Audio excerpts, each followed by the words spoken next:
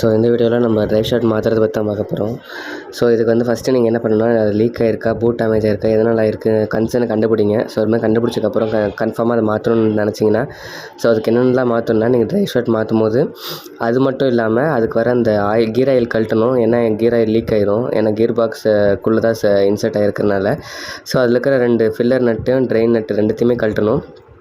கழட்டி முடித்தோடனே ட்ரைவ் ஷாஃப்ட்டில் கீழே லோவர் ஆர்மில் வர 14 mm போல்ட்டையும் அண்டு ஹப்பு நட்டு வரும் 13 mm அதையும் கழட்டணும். ஸோ சிலதெல்லாம் வராமல் இருக்கும், தட்டி தான் கழட்டுற மாதிரி இருக்கும். ஸோ இது காட்டணும்னு தான் நினச்சேன். உங்களுக்கு தெரியணும் அது எவ்வளோ கஷ்டமாக இருக்குன்னு. பிகைண்ட் த சீன் வீட்டில் எடுத்துகிட்ருக்கோம். ஸோ நீங்கள் அந்த மாதிரி சப்போஸ் நீங்கள் எல்லாத்தையும் எடுத்துக்கப்புறம் கம்பேர் பண்ணி பாருங்கள், பழசையும் புதுசையும் அது சிமிலராக இருக்கான்னு சொல்லிவிட்டு.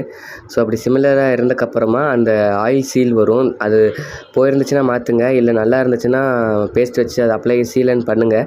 ஏன்னா திரும்பியும் அது நீங்கள் அடிக்கும் போது ஏதாவது ஃப்ரீனஸ் ஆகிடுச்சுன்னா லீக் ஆயிரும். ஸோ அதை நீங்கள் ப்ராப்பராக ஃபிக்ஸ் பண்ணிட்டீங்கன்னா உங்களுக்கே தெரியும் அது உட்காந்ததுக்கப்புறம் மூவ்மெண்ட் ஆகுதுங்கிறத செக் பண்ணுங்கள்.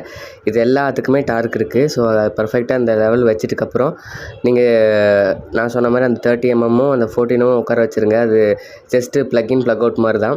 ஸோ அதுக்கப்புறம் நீங்கள் மேலே இருந்து ஆயில் கொஞ்சம் டாப்அப் பண்ணணும். ஸோ இதுக்குன்னு ரெக்கமெண்டட் ஆயில் இருக்குது.